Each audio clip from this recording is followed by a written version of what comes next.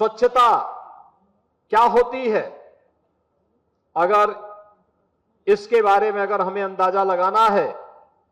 2017 के पहले की गंदगी में जब गोरखपुर की पहचान मच्छरों से होती थी, गोरखपुर की पहचान बीमारी से होती थी,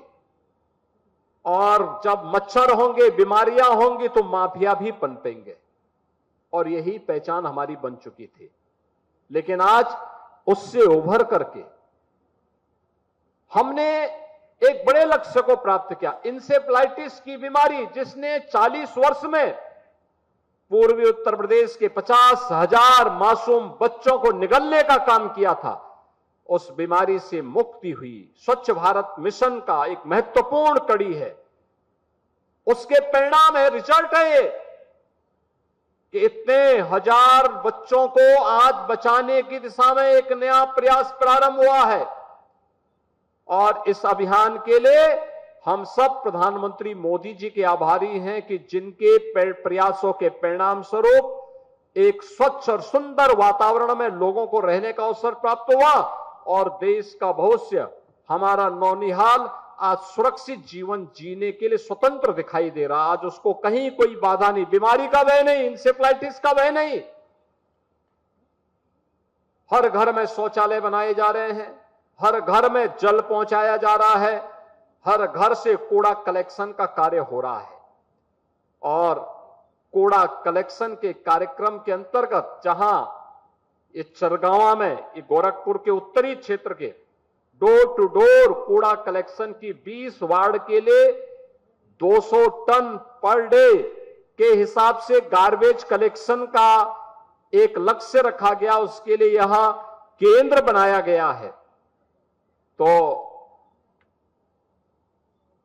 शहर में अन्य जगहों पर भी इस प्रकार के कार्यक्रम प्रारंभ हुए हैं।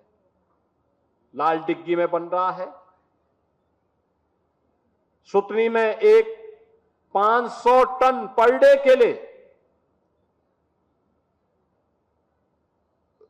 वेस्ट टू वेल्थ के कार्यक्रम को बेहतर तरीके से आगे बढ़ाने का एक कार्यक्रम चल रहा है, जहां पे वेस्ट से तारकोल बनाने का कार्यक्रम, वेस्ट से तमाम अन्य ऐसे प्रोडक्ट बन सकते हैं जो अब तक कचरा था, हम कल उसको टाइल के रूप में, अन्य कंपोस्ट के रूप में उसका उपयोग करते हुए अपने किचन गार्डन को और खेती में उसका उपयोग करके अपनी खेती की उर्वरा शक्ति को भी बढ़ा सकते हैं। यह काम पहले भी हो सकता था, 2014 के पहले भी हो सकता था,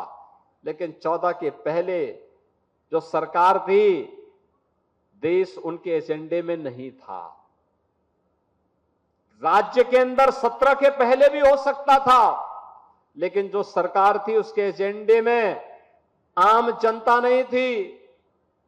उसके एजेंडे में केवल वोट बैंक था। हर एक कार्य को वोट की निगाहों से देखते थे, और इसीलिए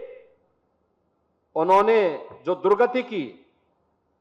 प्रदेश की भी और देश की भी, वो सबके सामने है।